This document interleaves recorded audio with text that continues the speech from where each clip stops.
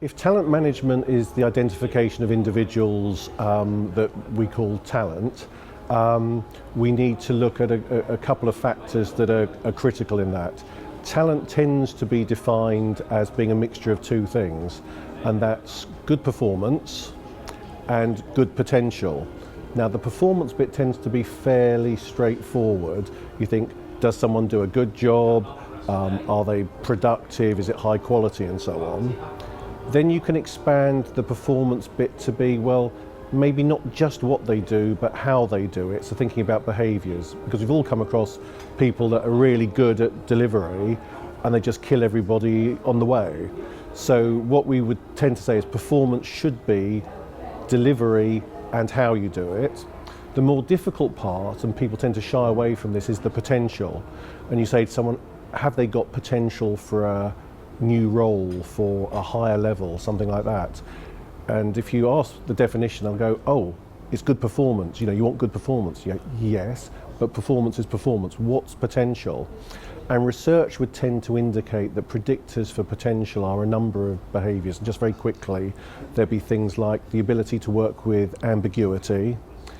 There'd be people that are likely to take charge of their own development, so they probably network, take opportunities to learn all over the place. They don't need to be pushed.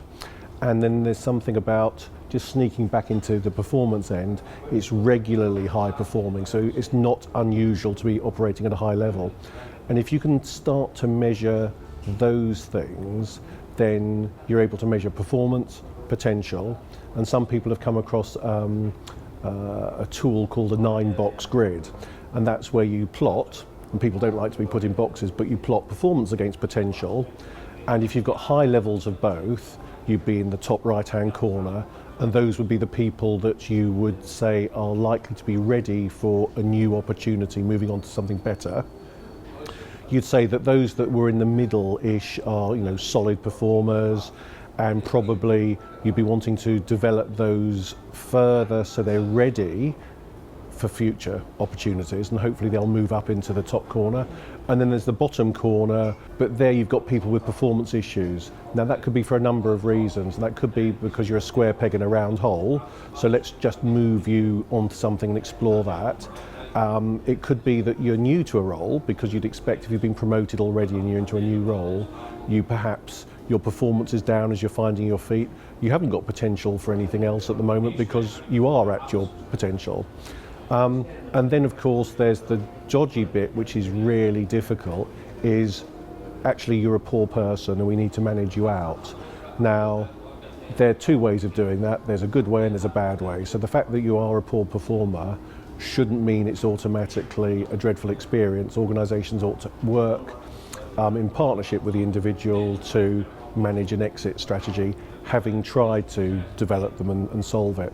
So that 9-box grid is popular in sort of HR circles, and I came across one the other day. It was a 4-box grid, which was simpler, and the organisation says every year people in the top right we promote, the other 2 diagonal boxes we develop and stimulate ready, and the bottom corner they're out. Every year, that formal churn.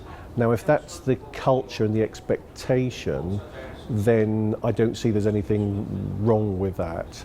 I think implementing something like that overnight is clearly, you know, problematic, but it does make it rather clear. And I think if you're in a sales environment, you don't formally have that kind of 9-box grid or that 4-box grid, but you know, if you don't perform, you move on.